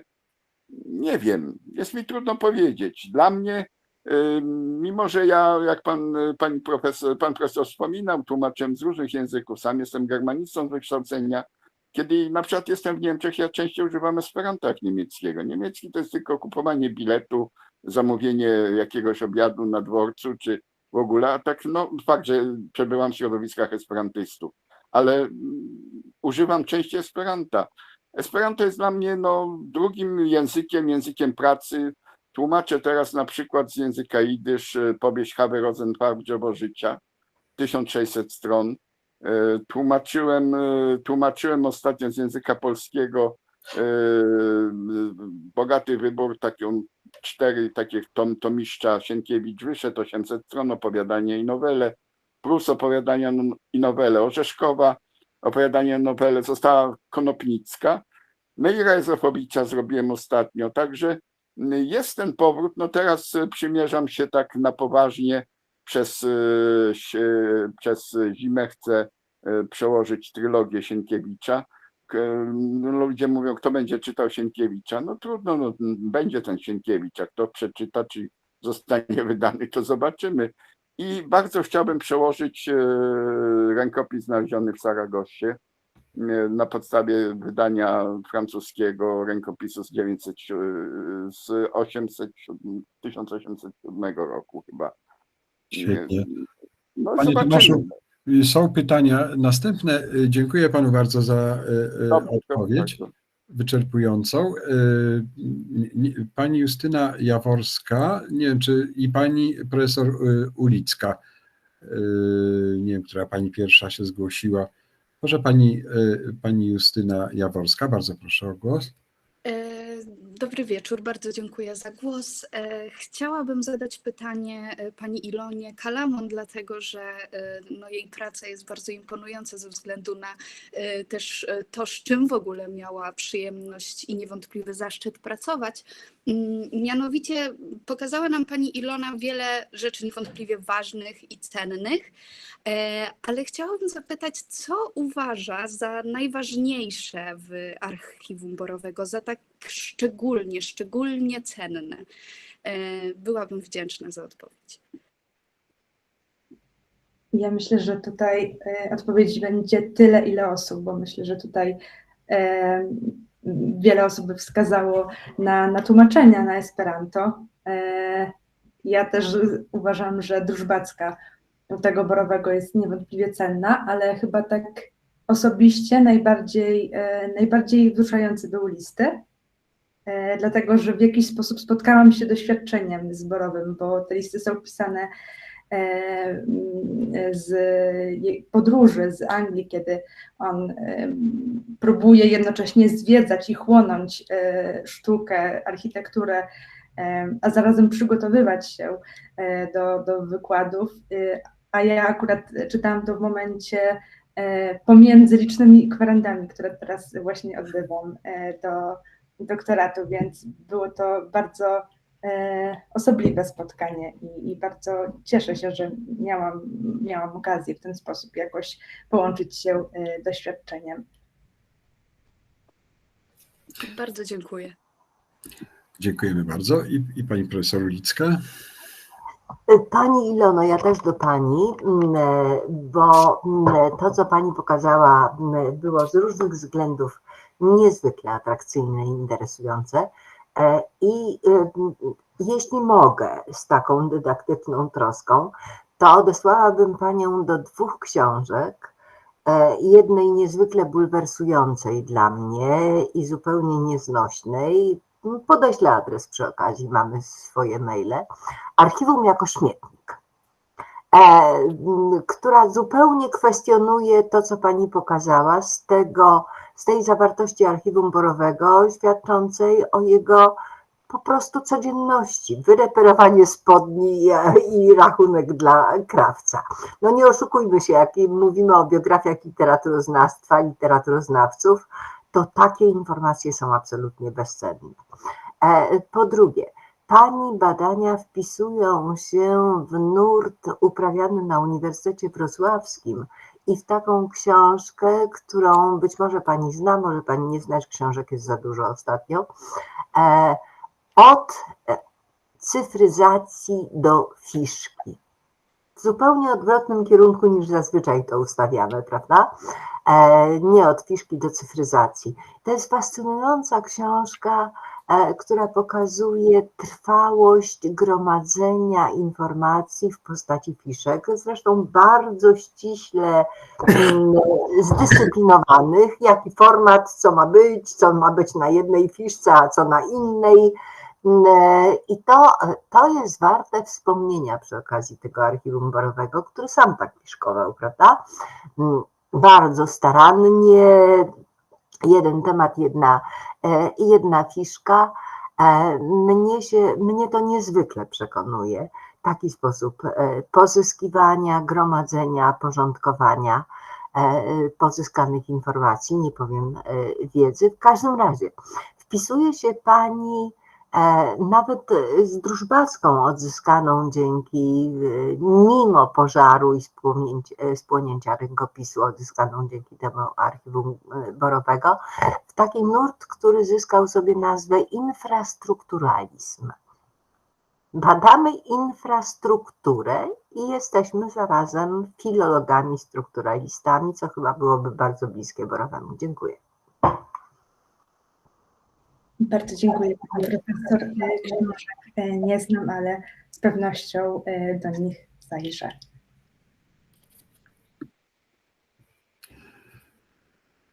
Proszę bardzo, mamy jeszcze chwilę czasu. Bardzo. Pan profesor Tomasz Chachulski. A, już widzę, przepraszam. Tomku, że nie zauważyłem.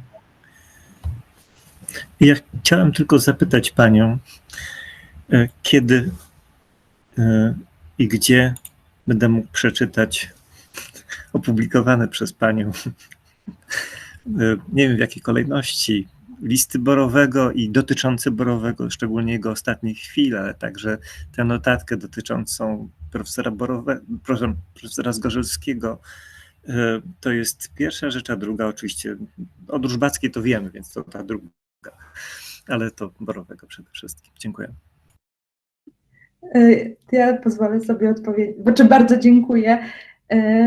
Po Drużbackiej. Na razie ona jest w centrum mojego zainteresowania, jak takim słońcem, wokół którego krążę, a ten Borowy był takim przypadkiem, ale jest to bardzo osobliwe, że nawet w tym Borowym, gdzie nie miałam aspiracji znajdować Drużbackiej, Drużbacka mnie odnalazła.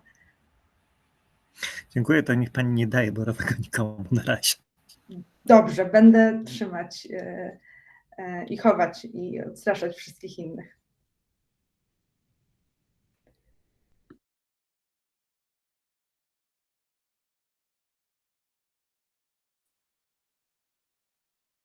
Andrzeju, mikrofon.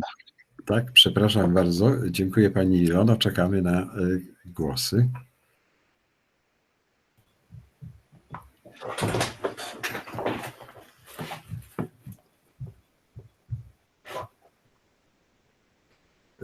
Już sprawdzam listę, czy tu się jakieś rączki pojawiły.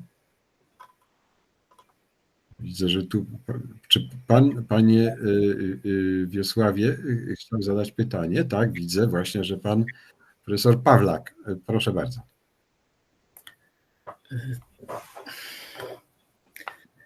Bardzo dziękuję. Tutaj próbuję włączyć kamerę, ale w tej chwili nie wiem, jak to zrobić. Gdzieś mi przycisk uciekł. Ja chciałem tylko nawiązać z jednej strony do wypowiedzi pani profesor Ulickiej. Tak się składa, rzeczywiście też znam te pudełko. Pamiętam, że przeglądałem je w momencie, kiedy pracowałem nad swoją habilitacją. Zajmowałem się takimi metodami pozyskiwania wiedzy w XVII, w XVIII wieku.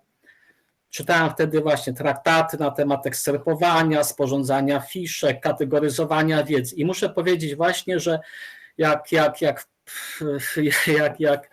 miałem możliwość przeglądania tych fiszek Borowego, no właśnie byłem zdumiony, bo miałem wrażenie, że obcuję z niczym innym jak z taką praktyczną realizacją właśnie tych wskazówek uczonych żyjących 200, a nawet 300 lat przed nim. No i to długie trwanie tej metody właśnie wtedy było dla mnie zdumiewające. Cieszę się, że nie słyszałem o tej publikacji, o której pani wspomniała przed chwilą, wrocławskiej, tak, że nie jest to zupełnie metoda zarzucona, tak. Druga sprawa to takie pytanie może do państwa wszystkich, tak, zwłaszcza zajmujących się literaturą nowszą, bo tutaj na początku padły takie stwierdzenia, że Borowy jest takim trochę na pewno jest klasykiem, tak, historiografii literackiej, ale jest pod wieloma względami jakiś trochę niewygodny.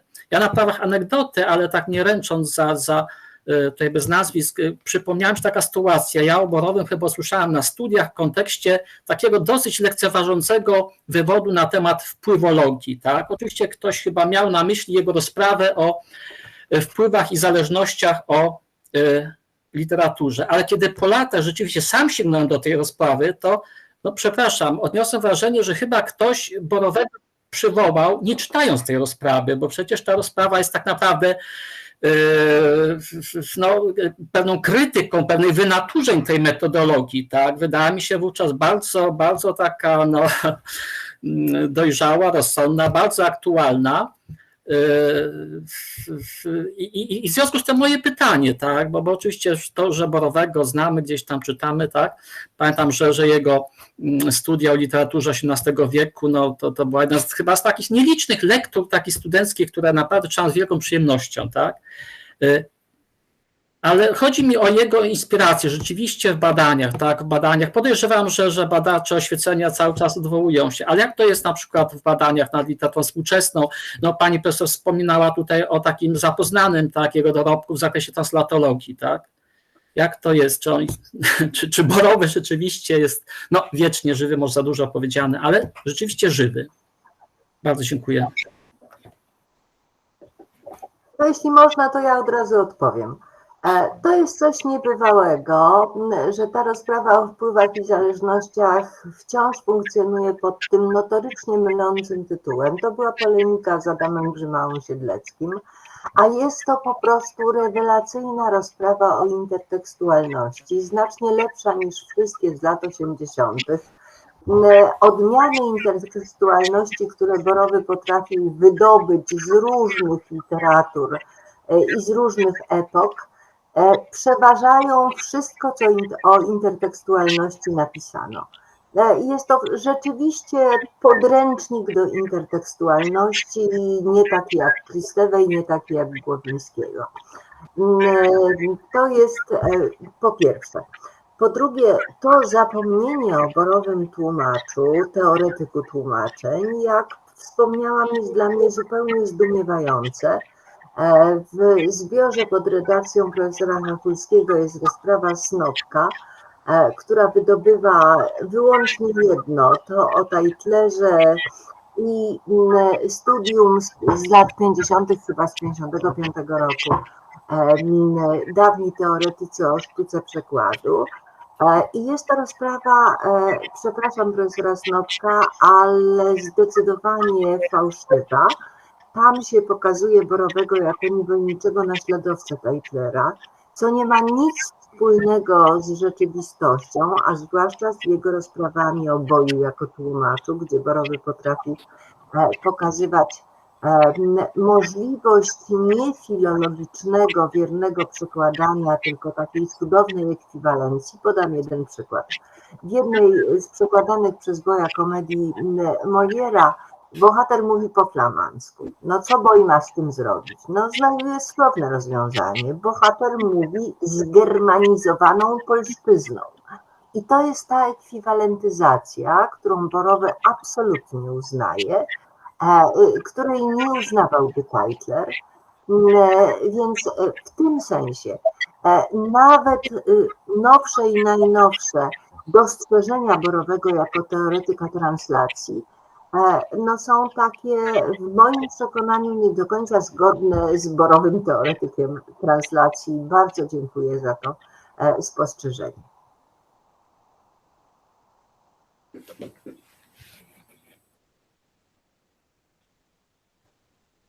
Andrzeju, mikrofon. Dziękuję Danusiu za to pytanie, ale czy pytanie profesora Pawlaka nie dotyczyło też pani Ilony? Pani Ilono, czy pani nie czuje się... Nie. Właśnie ono było chyba otwarte do wszystkich i tak mi się wydaje. W takim razie czekamy dalej na głosy.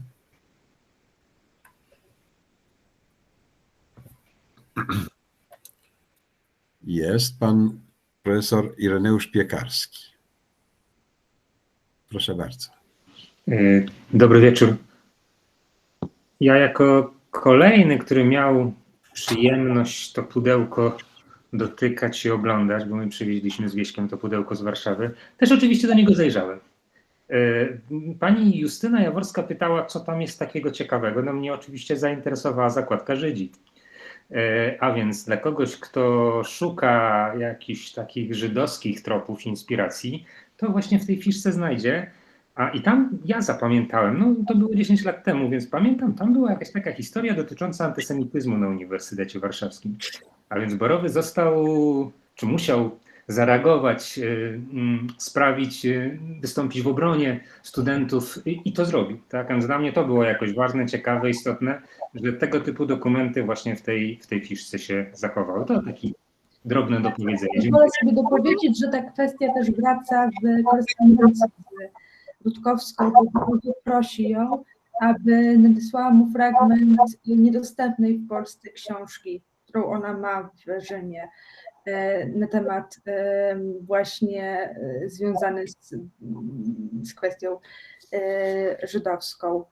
To gdzieś wybrzmiewa w jakimś postscriptum, o ile dobrze pamiętam teraz. To ja dopowiem Pani Ireneuszu. To jest rzeczywiście ważna rzecz. Borowy napisał dokładnie jedno studium o Żydach w literaturze polskiej i tam niezmiernie wychwalał Lejbę i Siorę Niemcewicza, ale to studium jest takie sobie. Natomiast to, co Pan pyta, jest udokumentowane listem studentów samorządu Uniwersytetu Warszawskiego do ówczesnego dyrektora Biblioteki Uniwersyteckiej z żądaniem wprowadzenia getta także w czytelni Biblioteki Uniwersyteckiej.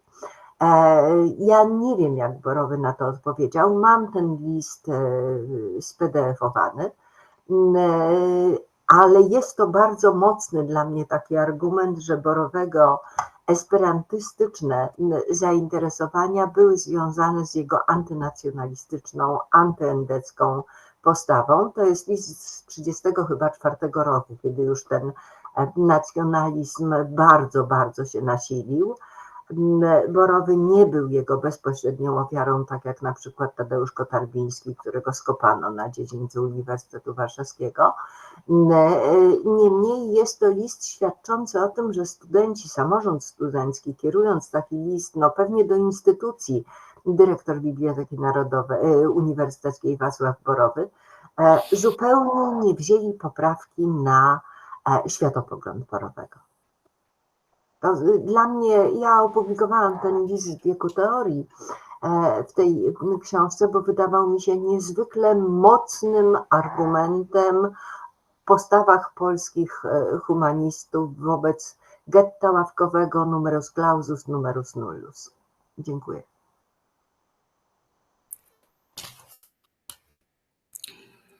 Dziękuję bardzo, to ważne wypowiedzi, ważne wątki.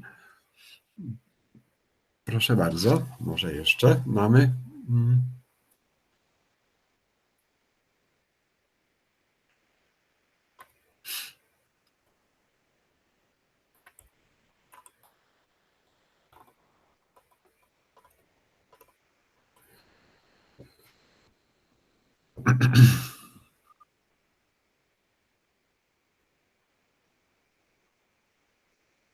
Bardzo proszę.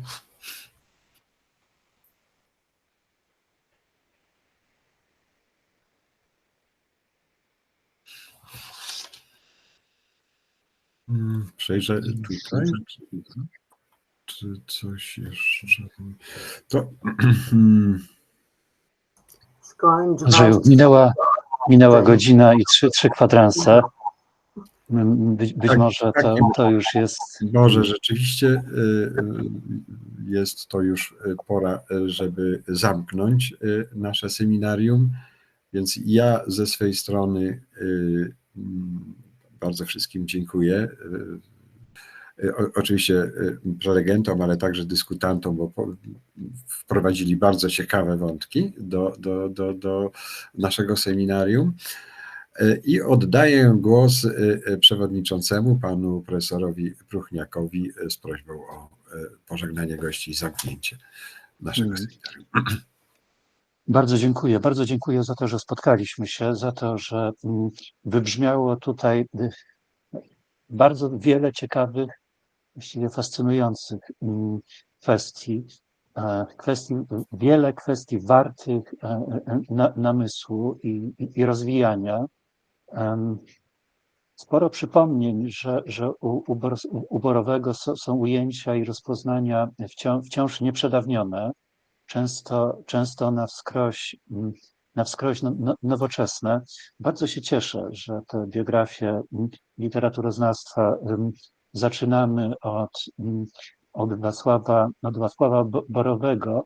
Cieszę się również dlatego, że bliski mi jest jego sposób uprawiania literaturoznawstwa, również historii literatury. Bliska jest mi jego formuła poezji jako najwyższej formy słowa pracującego bez oglądania się na rodzajowe i gatunkowe taksonomie. Wydaje mi się, że mocny i świetny początek. Mam nadzieję, że uda się to rozwijać, tą ideę biografii literaturoznawstwa. I raz jeszcze przypominam, że zapraszamy do tego całe środowisko literaturoznawcze. Zapraszamy do współtworzenia tej biblioteki pamięci, biblioteki biografii literaturoznawstwa. Bardzo Państwu dziękuję za dzisiejsze spotkanie i ufam, że spotkamy się w styczniu przy postaci, przy osobowości, przy myśli, wyobraźni Kazimierza Wyki. Na dzisiaj to wszystko. Dziękuję bardzo. Dziękujemy. Dziękuję również. Do widzenia. Dziękuję. Do widzenia. Do widzenia. Do widzenia, dziękuję. Dziękuję. Dziękuję, do widzenia. Widzenia.